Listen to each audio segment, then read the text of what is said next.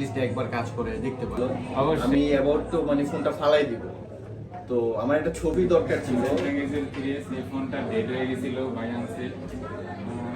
যদিও এটার একটা খুব হার্ডলি কাজ করছি, এটার মেন প্রসেসর ভিতর থেকে লাইন মিসিং হয়ে গেছিল, ওইগুলো টেনে তারপরে আবার ঠিক করছি।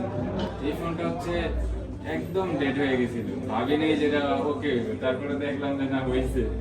ভাই খুব খুশি যে থ্যাংক ইউ ভাই, এটা ঠিক করে দেওয়ার জন্য। বেসিক্যালি এই ফোনটা হচ্ছে আমার আম্মার ফোন।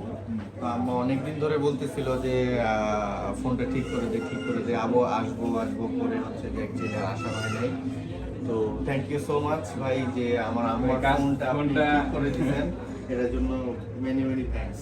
ওকে ভাই, যদি আরো একটা ফোন ছিল, এটা ছোট সমস্যা ছিল, এটাও ঠিক করে দিছি। এই ফোনটা কার ছিল ভাই?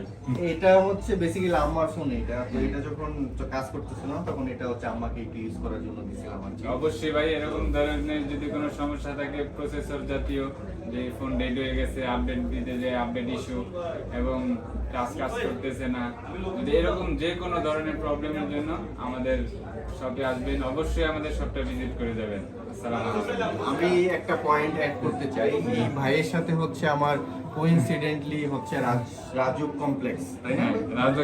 রাজলক্ষ্মী কমপ্লেক্স, ওই শপে দেখা হয়েছিল। আমার একটা ফোন, ওইটাও ডেড হয়ে গেছিল। আমি এবার তো মানে ফোনটা ফালাই দিব, তো আমার একটা ছবি দরকার ছিল। ওই ভাইকে নিয়ে আসলে আমি বললাম, আপনার ফোন তো ঠিকই আছে, আপনি কেন ফালাবেন?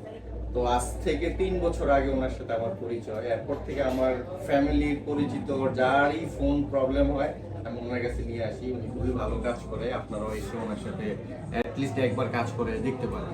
অবশ্যই আসবেন, সবার দাওয়াত রইল। আল্লাহ হাফেজ।